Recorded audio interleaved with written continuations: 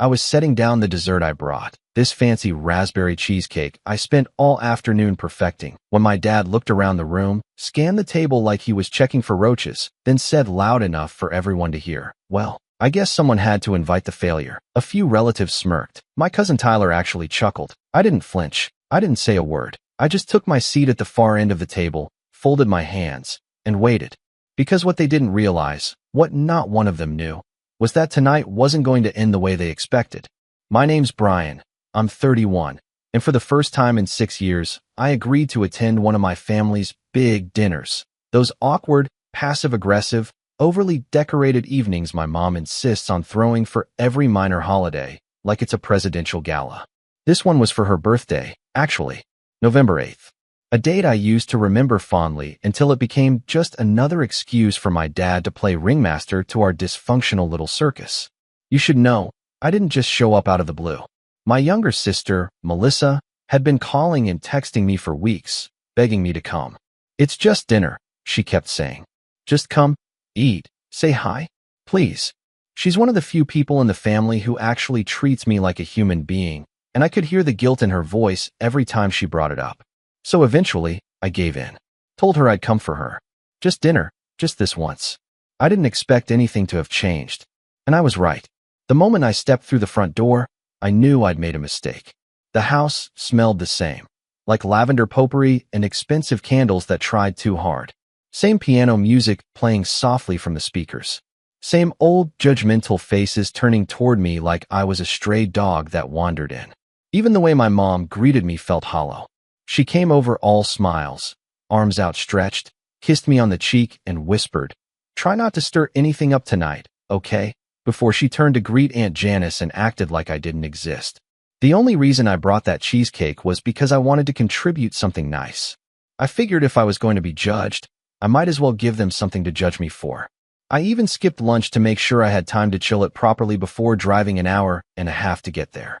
No one thanked me when I walked in with it. Not a single person even acknowledged it, until Dad made that little comment. Guess someone had to invite the failure. Just loud enough to float across the table like a balloon filled with poison. The silence afterward was deafening, in that way that tells you everyone heard it, everyone knew it was wrong, but no one was going to say anything about it. That's the kind of house I grew up in, where silence was complicity, and complicity was just another way of surviving. I didn't react. Not then. I just sat down and smiled to myself. Because this time, I didn't come back to play nice. I didn't come back to let them push me around or talk down to me or pretend I wasn't worth the chair I was sitting in.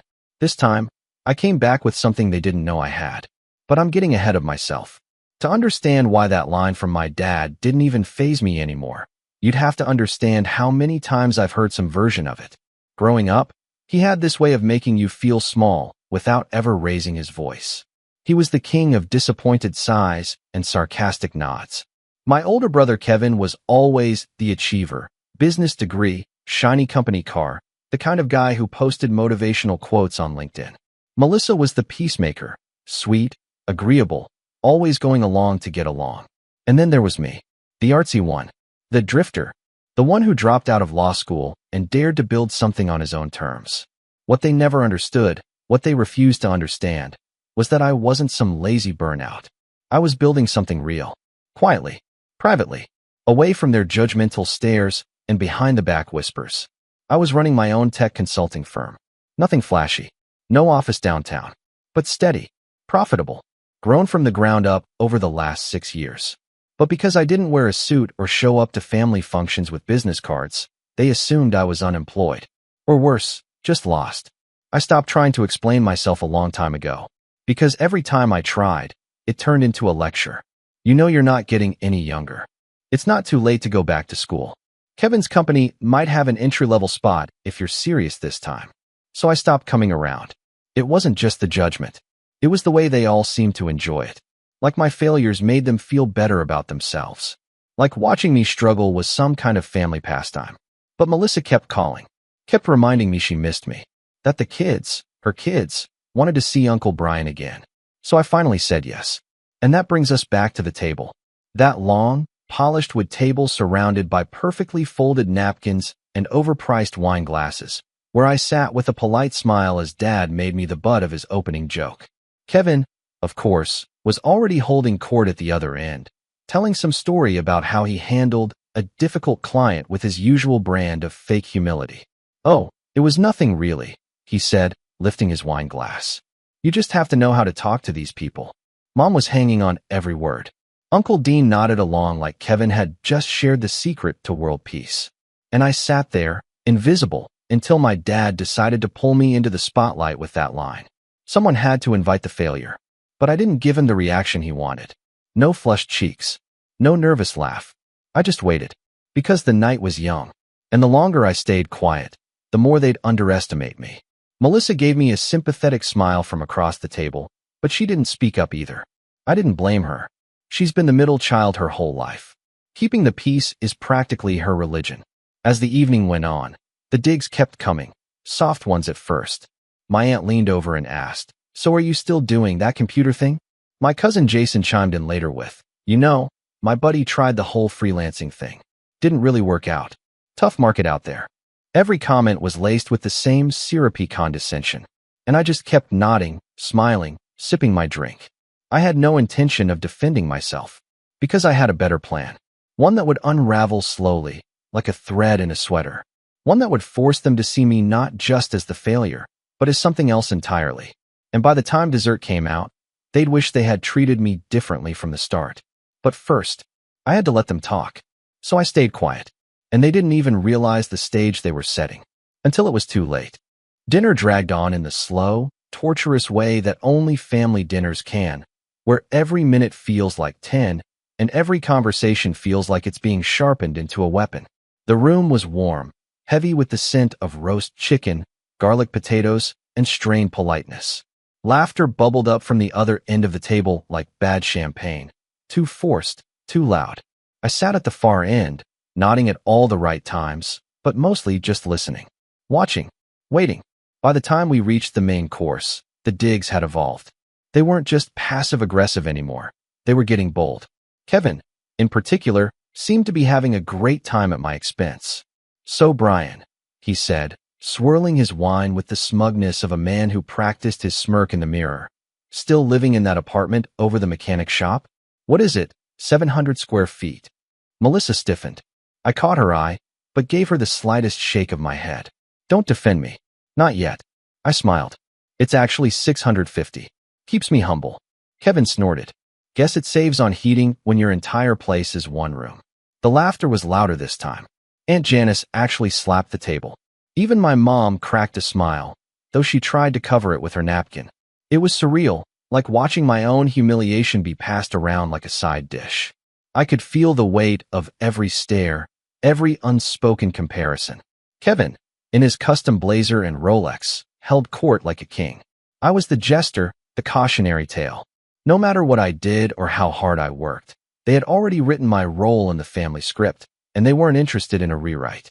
Brian's always been more of a free spirit, my mom offered at one point, in that tight, sugary voice she used when she wanted to sound supportive but still remind everyone I was a disappointment. "Yeah," Dad added, buttering a roll with surgical precision, free from ambition, free from success, free from basic financial planning. More laughter. I stared at the tablecloth, at the little patterns stitched into it like vines choking a tree. My grip tightened on my fork. The whole room felt like it was closing in. Not one person had asked me how I was doing. Not one person had shown interest in my life, my work, or anything beyond what they could mock. I wasn't even angry at that point. I was just tired. But then it got worse. After dinner, we migrated to the living room for coffee and dessert, my cheesecake. I had brought it out myself, placed it neatly in the center of the buffet table, cut clean slices. It looked perfect. It was perfect. I watched as my mom took a piece, paused, then leaned toward Aunt Janice. "I missed the store-bought one we had last year," she whispered, not quietly enough. I said nothing, just took my slice and sat down. Melissa sat beside me, murmuring, "I'm so sorry, Bree. They're being awful." "It's okay," I said softly. "This is what they do." She shook her head.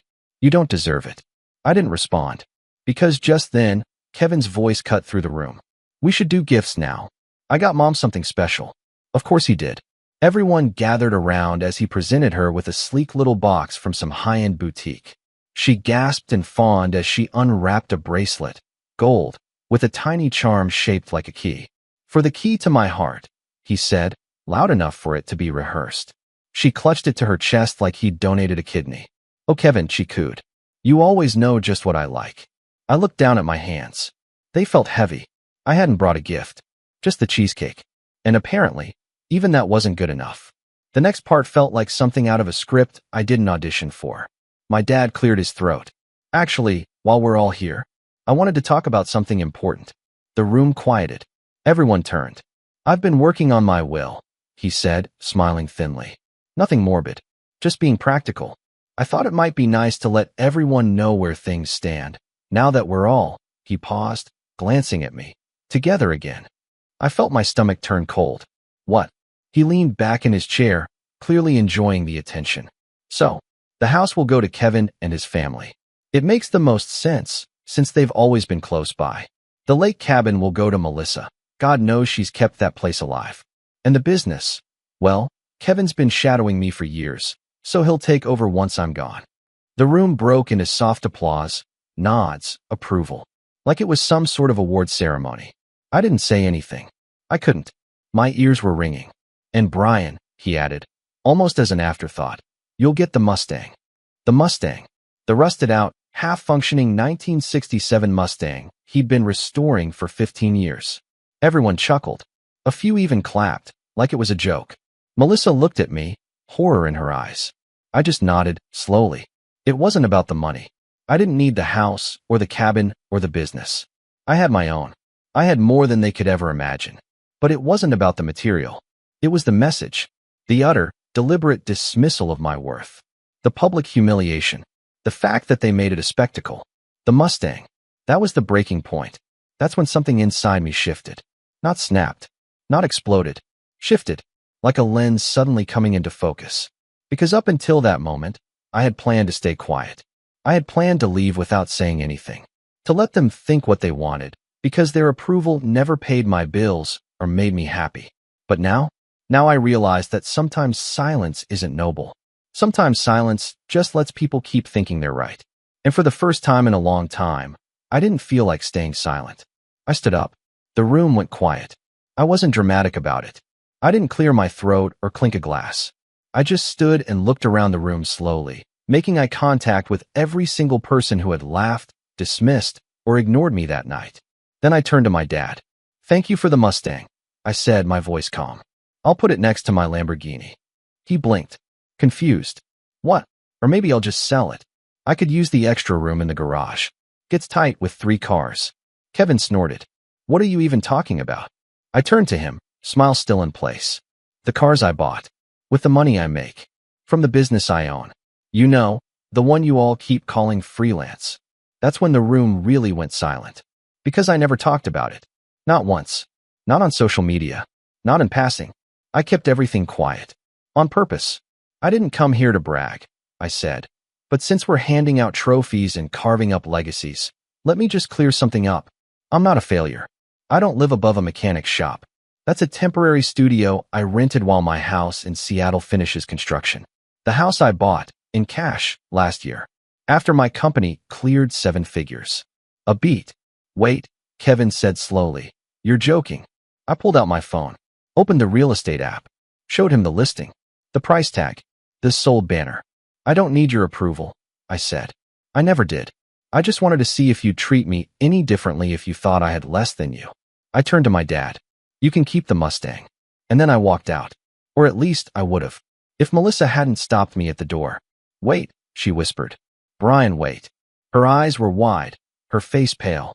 And then she glanced back at the living room, at our stunned parents, our gaping relatives, and Kevin, who looked like someone had just punched him in the throat. "You can't leave yet," she whispered. "Why not?" "Because Mom didn't tell you what she said before dinner," she said quietly. "About your cheesecake." I frowned. "Yeah, I heard." "No, not that part." She swallowed. "She told Kevin not to worry," Melissa said.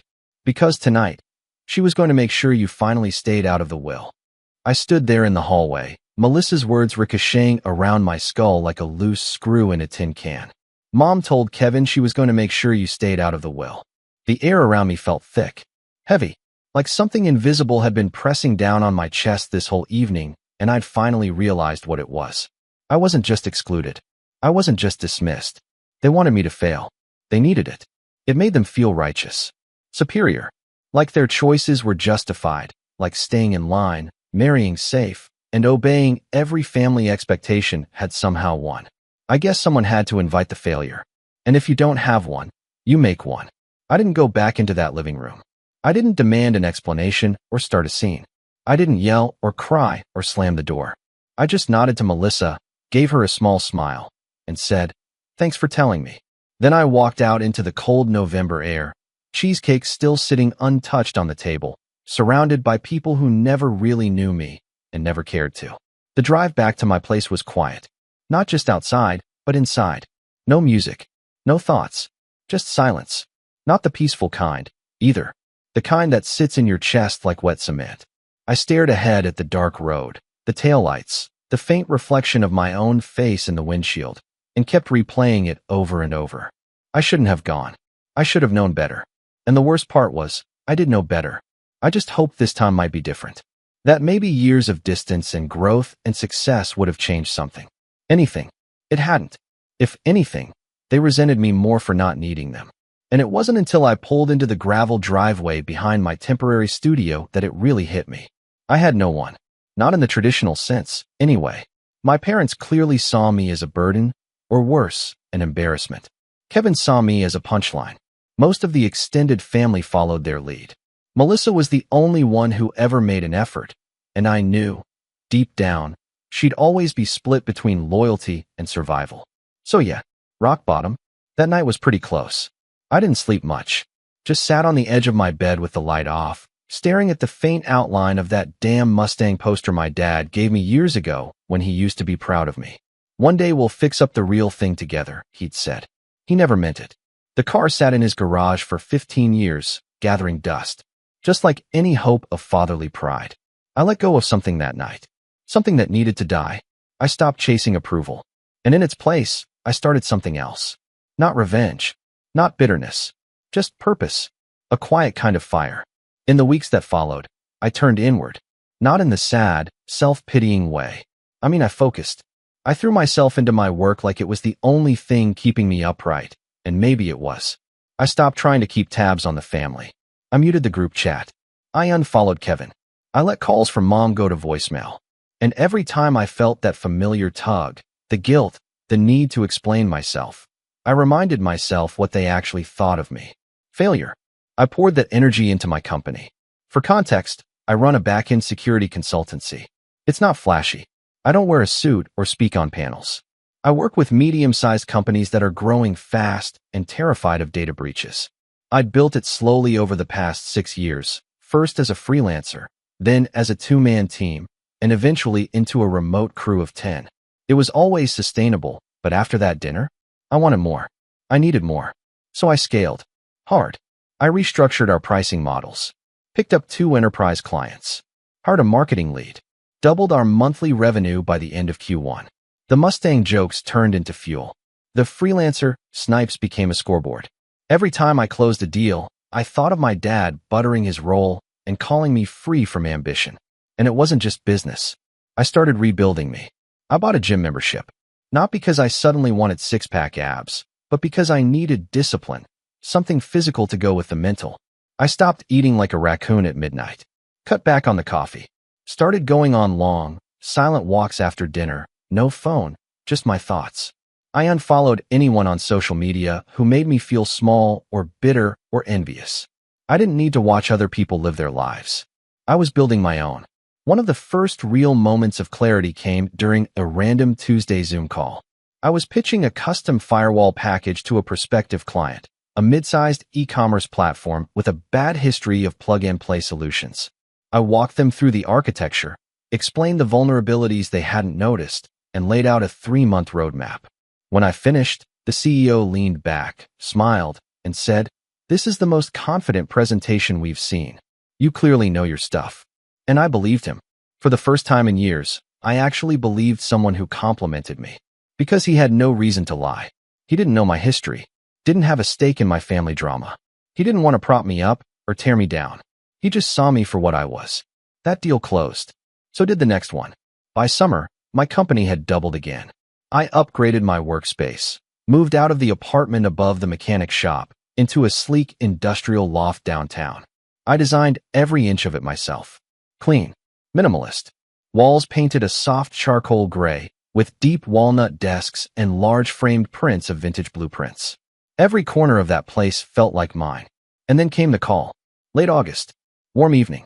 I just poured myself a drink when my phone buzzed with a number I hadn't seen in months. Brian, honey, Mom said on the other end. Her voice syrupy again. It's been too long. It always starts like that. I said nothing. Just waited. We're having a little family get-together next month. Nothing big. Just dinner. I thought, maybe you'd like to come. I stared out the window at the skyline, watching the lights flicker across the buildings like a silent orchestra. Why? I asked. She hesitated. What do you mean? I mean, last time I came to dinner, I was called a failure. Publicly. And then you announced you were cutting me out of the will. More silence. That was a misunderstanding, she said quickly. Your father was just joking. No, he wasn't. Well, she sighed, that's just how he is. You know that. Don't be so sensitive. There it was. The dismissal. The gaslighting. The reminder that I was the problem for reacting, not them for attacking. I almost hung up, but then something inside me clicked. All right, I said. I'll come. A beat. You will. Sure. It'll be nice to catch up. I hung up before she could say anything else.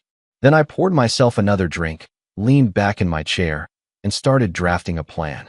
Because I wasn't going just to eat their roast chicken and pretend we were one big happy family. I was going to show them what a real legacy looks like. The invitation came 2 weeks later in the form of a Facebook event titled Family Appreciation Dinner, hosted by Carol and Frank. That's my mom and dad. It was classic Carol. She tried to make it sound like some wholesome community event, not the stiff, ego-driven family dinner I knew it would be. The kind of night where everyone brought dishes, but only certain people were thanked, where accomplishments were toasted if they fit the family narrative, and where anyone who didn't show up with a smile and a story about how great Kevin was got talked about like a tragic case study. I stared at the event page for a while. The RSVP list was exactly what I expected. Kevin and his wife, of course, Uncle Dean and Aunt Janice, Cousin Tyler, Melissa, and her husband Tom, even distant relatives I hadn't seen in 5 years. And at the bottom, a little going next to my name. I hadn't clicked it. Mom had. Cute. But it didn't matter. I was already planning to attend. Only this time, I wasn't walking in with a cheesecake and quiet hopes for civility. This time, I was walking in with intention. The first thing I did was call Melissa. She picked up on the second ring. Brian. Hey, I said. Got a minute? Yeah, of course. What's up? I got the invite. There was a pause. Then, I was hoping you wouldn't see it. I leaned back in my chair, tapping the edge of my desk. Why? Because I know what they're doing. Mom's been talking about you more lately. Too much. It's weird. Like she's trying to act like nothing happened. Like they didn't trash you in front of everyone. I smiled. Melissa was sharp when she wasn't busy walking on eggshells. I think they're trying to reel me back in, I said. They don't like that I'm separate now. You mean successful? Sure, I said. That too. There was another pause. So what are you going to do? I glanced at the blueprint hanging above my desk. My company's network structure. 10 nodes, for secure clients, 2 under audit. I'm going to play along, I said. Smile. Sit through dinner. Let them pretend I'm family again. And then I'm going to turn the lights on. Brian. Not like that. I said quickly. I'm not burning anything down. I just want to rearrange the furniture a little. She laughed, nervous, but genuine. You're cryptic when you're plotting. Only when it's fun. Melissa hesitated. Can I help? That made me pause. She'd always been neutral ground. Switzerland in a sweater. But in that moment, she sounded like someone who was tired of covering for people. Someone who finally wanted to pick a side. Actually, I said slowly, yeah, you can. And just like that, I had an ally. Step 1 was simple. Information. I needed to know what I was walking into, who would be there, what the seating would look like, what kind of celebration they were staging. Melissa sent me a photo of the group chat the next day, where Mom had outlined everything down to the centerpiece flowers and the font for the printed menu.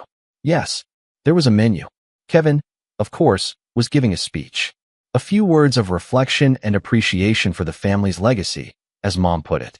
There was also a slideshow planned, photos pulled from family albums, holiday cards, and apparently Kevin's wedding. Mine wasn't mentioned. Not that I expected it to be. They'd conveniently forgotten that chapter years ago. The more I read, the clearer the picture became. This wasn't a dinner. It was a coronation. Kevin was being publicly named the future patriarch, the next leader of the family. Dad was going to pass him the torch, probably in the form of some speech about tradition and responsibility, maybe even hand him the keys to the lake cabin in some performative gesture. And I was expected to be there, smiling in the corner, silent and grateful just to be included. I'd seen enough. Step 2. Timing. I had 3 weeks. 3 weeks to prepare something that wouldn't just make a statement, but shift the ground beneath them. Not out of spite, but out of clarity. Because here's the truth. I didn't want revenge just to get even. I wanted to expose the rot. Not by yelling. Not by accusing. By holding up a mirror. So I made a few calls. The first was to my friend Julian, a software engineer I used to work with before I launched my own company. He now ran a boutique AV consulting firm and had helped me design the secure media rooms for 3 of my clients. Tell me something, I asked. How hard would it be to set up a wireless audio relay in a private residence? He paused. Legal or hypothetical? I smiled. Let's say, family dinner. I want to listen to what they say when I'm not in the room. Ah, he said. Old school eavesdropping. Should be easy. What? Just want to confirm something I already know. Julian was in. And so was the tech. Step 3. Proof. It wasn't enough to show up with a speech or some receipts. That would make me look defensive. Paranoid, even. I needed the truth to come out without me forcing it. I needed them to reveal themselves. So Melissa helped me plan it. A discreet lav mic under the drinks cabinet in the living room, connected to a tiny transmitter in the vent. No one noticed. No one ever does when the lighting's cozy and the wine's flowing. We tested it 3 days before the event. Crystal clear. I told Melissa to let the conversations flow naturally. If they talked about me, especially if it was anything like last time, I'd have it. And I did. 2 nights before the dinner, I received the full audio file. 3 hours of casual cruelty. Mom, just smile and be nice to him. He doesn't need to know we're changing the trust. Dad, it's not like he'd understand it anyway. Kid couldn't even finish law school. Kevin, we're doing him a favor, really. He'd just waste the money. Probably on one of his startups. Aunt Janice. Honestly, I think he likes being the underdog. Gives him something to sulk about. Uncle Dean. Well, he better not cause a scene. Carol's already nervous he'll try to turn the dinner into a therapy session. I sat in silence for 10 full minutes after listening. Not out of shock. Out of clarity. This was who they were. This was the story they told themselves to justify every exclusion, every jab, every seat at the table I wasn't offered. And now? Now I had proof. Step 4. Stagecraft. I emailed the AV company I use for my client events and had them deliver a portable setup. Hidden speakers, smart projector, wireless controller, all routed through a secure hub in my backpack. It looked like nothing more than a laptop sleeve. I tested it in my loft the day before the dinner. Smooth. Seamless. The final piece was the slideshow. The one Mom had been preparing, full of carefully selected photos of family legacy. Kevin in a cap and gown. Kevin with his wife. Kevin holding Dad's hand at the cabin like they were passing down a throne. Melissa got me access. I found the file on Mom's laptop, she said. It's awful. It's like you don't even exist. I wasn't surprised, but I had an idea. Send it to me, I said, and make sure they don't touch it again before the dinner. She paused. What are you going to do? Just making a few edits. By the time I finished, the slideshow looked identical. Same photos, same music, same timeline. But buried inside, every 8th slide was quietly replaced with something else. A quote, a bank statement, a contract, a screenshot of a public Forbes article referencing my work on a secure communications framework, images of my Seattle property, my team's Christmas photo. Nothing flashy, just undeniable. Proof that I existed. Proof that I thrived. By the time the dinner rolled around, I was ready. I showed up in a charcoal wool blazer and a Navy crew neck. No tie, no labels. Clean. Confident. I carried nothing but a sleek backpack and a bottle of wine from a vineyard I owned a share in. The house looked the same. Same potted plants. Same lavender scent. Same carefully coordinated chaos. Mom greeted me like nothing had ever happened. Air kiss. Fake smile. Brian, sweetie. So glad you could make it. Kevin offered a nod, like we were business associates who once shared a bad lunch. I smiled at everyone, because I already knew how the night would end. They sat me at the far end of the dining table again. Same chair. Same linen napkin. Same passive-aggressive smile from Mom as she handed me the printed menu like I should be grateful just to be breathing the same air as her chosen heir. Kevin was already 2 glasses of wine in, flashing that polished smile of his, the one that never reached his eyes. He looked relaxed, comfortable, like someone who already knew how the night would end. Why wouldn't he? He'd been handed everything. Dad's praise, Mom's affection, the lake cabin, the future of the family business, and now, tonight, the symbolic crown. Only this time, he wasn't the only one who came prepared. Dinner went about how I expected. Forced conversation. Polite chuckles. Melissa across the table giving me subtle glances to make sure I was still breathing. I stayed quiet, played my role, laughed at the appropriate times, and asked Cousin Tyler about his new job. He said something about real estate marketing and then pivoted into a backhanded compliment about how Brian's probably great at websites and stuff. Sure, Tyler. After the 3rd course, Mom stood and clinked her glass, smiling that brittle, over-rehearsed smile she always used when trying to control a room. Everyone, she said, thank you for being here. This evening is very special to us. Not just because we get to have our whole family together, a small glance toward me, but because we're also marking an important chapter, a new beginning. She gestured toward Kevin. Frank and I have talked a lot about legacy, about family, and we're so proud of everything our son has become. She was glowing. Kevin did that slow, humble head nod thing he probably practiced in the mirror. The whole table clapped, like it was his graduation all over again. Dad stood next. Kevin's been by my side for years now. He stepped up. He understands responsibility. And we think it's time he take on more, formally. So tonight, we're passing the torch. Starting with this. He reached into his coat pocket and pulled out a manila envelope. The kind you only use when something needs to feel important. These, he said, are the title transfer documents for the lake cabin. Kevin stood up, pretending to be surprised. Dad, seriously? Mom nodded. You've earned it. Kevin opened the envelope, holding it like it was the 10 Commandments. I could see Melissa tense beside her husband. She glanced at me again, like asking, is this it? I gave her the smallest nod. Let it happen. Let the stage rise just a bit higher. Let the throne settle under him. They finished their little coronation with more clapping, a round of toasts, and the announcement that Kevin would be delivering a short speech of appreciation before dessert. That was my cue. I stood up slowly, lifting my glass. I actually brought something too, I said calmly, tapping the side of the wine glass for attention. Before Kevin speaks. Heads turned. Some confused. Some suspicious. Dad narrowed his eyes slightly, but said nothing. Kevin looked amused. Something simple. I continued. Just a few memories. I figured, if we're celebrating family legacy, it might be nice to remember where we all came from. Mom blinked. What are you talking about? I reached into my bag and pulled out the slim remote, clicked it once, and the living room wall lit up with the projector I had set up earlier, hidden behind the sideboard cabinet. The slideshow started automatically. Soft piano music played. First few slides were exactly what they expected. Baby photos. Family barbecues. Kevin at his high school graduation. Melissa holding her firstborn. Laughter. Smiles. Nostalgia. Everyone relaxed. Then came slide 9. A quote in white letters against a black screen. Just smile and be nice to him. He doesn't need to know we're changing the trust. Carol. The room froze. At first, no one said anything. Maybe they thought it was a mistake. A misquote. But the next slide sealed it. A time-stamped audio waveform. Beneath it, text read. It's not like he'd understand it anyway. Kid couldn't even finish law school. Frank. Kevin stood abruptly. What is this? I clicked again. Slide 11. A high-res screenshot of a transcript. Audio pulled from the very conversation 2 nights before, crystal clear, Dad's voice unmistakable. Then Mom's. Then Kevin's. Every insult. Every betrayal. We're doing him a favor, really. He'd just waste the money. Gasps now.